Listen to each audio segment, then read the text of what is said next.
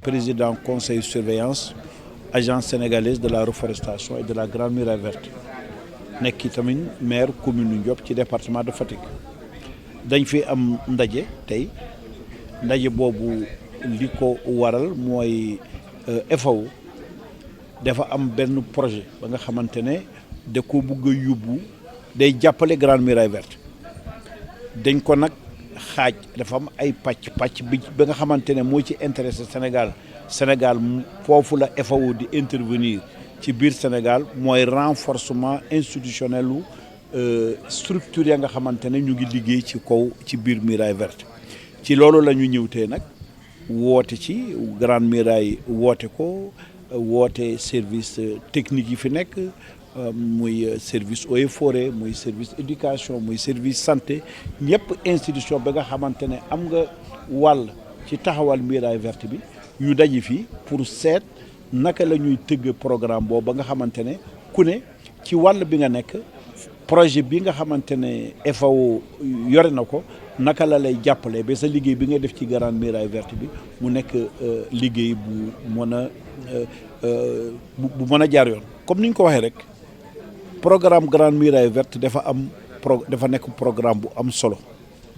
ndax day dundalaat àll bi day dundalaat suuf si te suñu buggee moom suñu bopp ci wàllu mbéy di béy di dunde di lekk la nga xamante ne moom la ñuy béy fokk ñu dundalaat suuf si suñu dundalul suuf si mënuñoo béy la nga xamante ne moom nañu dundal te soo xoolee pàcc boobu dafa nekk lu am solo ci biir programme commune yi ndax Grande Muraille Verte su amee ci biir commune yi lay traversé suñuy jëmbat ci biir commune la ñuy jëmbat kon nag programme Grande Muraille Verte bi ni ñu ko tëggee dañ ko war a lëkkale ak programme de développement communaux yi nga xamante ne moom la commune yi yore commune bu Grande Muraille bi traversé rek war nga am sa programme étalé sur 10 ans évaluable chaque année ñu ne at bii de commune bii nga nekk ba nga xamante ne Muraille Verte bi mu ngi koy traversé lii mooy suñu programme lii mooy suñu objectif moo tax ñu ne ci renforcement institutionnel bii nga xamante ne ñu ngi koy dëgmal ñu sóoraale ci communes yi ak agence bi yore aussi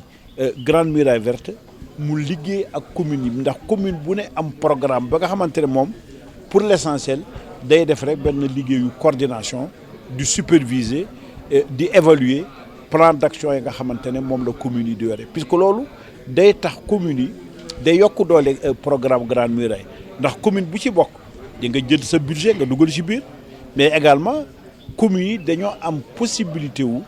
mobiliser population yi à la base impliquer leen ci tabaxu Grande Muraille Verte loolu itam mu nekk pàcc bu am solo ba nga xamante ne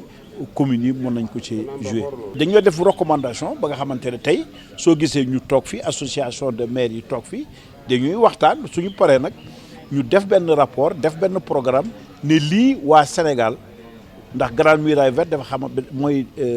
programme ba nga xamante ne dëkk yu bëri ñoo ko sax donc nag ñun waa Sénégal suñu paree suñu réflexion bi tey dañuy wax waa FAO lii la ñu bëgg nii la ñu bëgg liggéey ba nga xamante ne da ngeen ñu ko war a jàppale lii lañ ci bëgg et lii la ñuy xaar ci yéen. Maire de la commune de Ndiop, on est là ce matin dans le cadre d'un atelier de réflexion, un atelier d'échange, disons un atelier même de conception pour la mise en œuvre d'un projet de la Grande Muraille Verte. Dans les activités de la Grande Muraille Verte, il y a plusieurs acteurs et on se félicite aujourd'hui de l'implication de la FAO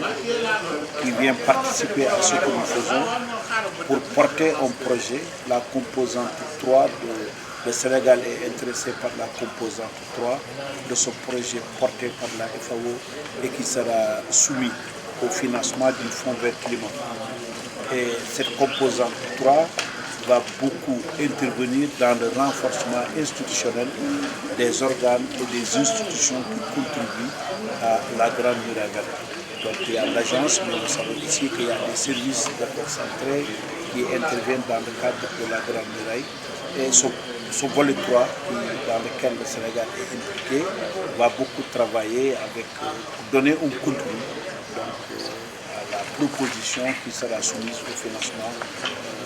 du Fonds vert climat. Moi, je pense que dans une logique de recherche d'efficacité, dans une démarche inclusive,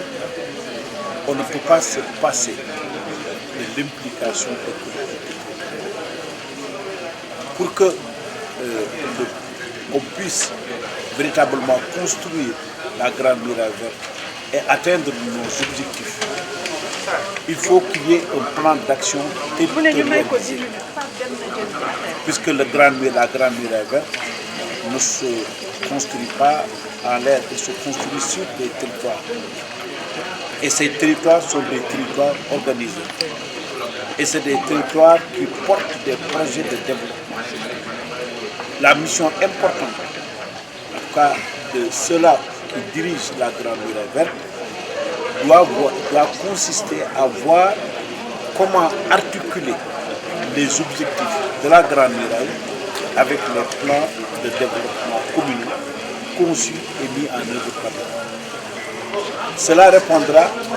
permettra d'atteindre plusieurs objectifs. Le premier objectif, c'est la mobilisation des ressources. Une fois la collectivité territoriale impliquée, elle mettra des ressources, pas seulement des ressources financières dans le cadre de son budget, mais également des ressources humaines,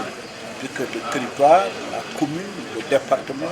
est plus outillé pour faire de la mobilisation populaire et impliquer donc les acteurs à la base dans le développement. Et je pense que si on pense qu'on peut construire la grande muraille verte par un simple apport de ressources extérieures qui n'est pas bien articulé avec les acteurs locaux, je pense qu'il y aura beaucoup de pertes de temps et il y aura beaucoup de pertes de ressources. Toute l'ingénierie aujourd'hui doit consister à trouver les mécanismes par lesquels on peut territorialiser les objectifs de la grande muraille verte en termes d'action et comment les articuler au plan de développement mis en œuvre par les communes traversées par la grande muraille. Colonel Diop, maay directeur grande muraille verte ci agence sénégalaise de la reforestation et de la grande muraille verte. Comme ñoo ko waxee tey jii dañu nekk Thiès di continuer xalaat benn projet programme bi ñu démarré déwén incha allah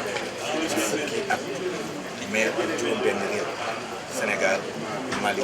Burkina, Niger, Nigéria ak Tchad. Projet boobu dañu am benn partenaire technique financier FAO mooy si jàppale si réflexion pour un montant global de 180 millions de dollars. 180 millions de dollars boobu pays bu xaaj day nekk 1 milliard CFA. Mais projet bi dafa am ñetti parties première partie moo doon nekk tubaab léegi mooy de la source. naa leen carte annuelle ñàkk bu ñu suuf si dee bi rek na ci Sénégal lu mat juróomi téeméeri milliards ak juróom fukk at nekk tey jii bu ñu demee ba restaurant suuf si day yokk benn composante bi ñu ñoo composante 2 moom la ñu wax ci chaîne de valeur yi tey jii mooy par exemple boo waxee grande muraille bi sax day dem ci wereñ ci wolof comme sax day dem ci suuf sax dem ci si démb tey jii yooyu day am ay koom yoo xam ne nii projet mën na ko jàppale may rappelé toujours Sénégal dañuy fàtte les élections des années 80 Sénégal mooy premier pays boo xam ne mooy producteur de gomme arabique tey jii mën la wax Sénégal benn aspect bi ñuy tax te ñu nekk si Thiès mooy composant 3 renforcement institutionnel c'est-à-dire que soxla nañu xam-xam soxla nañu plateforme soxla nañu ay indicateurs xam nga xam-xam soxla nañu am situation de référence tey jii la ñuy waxtaan boobu nag mooy si salle bi agriculture waa environnement waa ARD waa élevage waa médecine waa comment dire irrigation nationale waa hydraulique ñun ñëpp ñu toog parce que système bi ñu ñëpp ñoo ko bokk ñoo ñëpp ñu toog xalaat tey yan recommandation yan indicateur lay ñu def parce que dañu démarré projet bi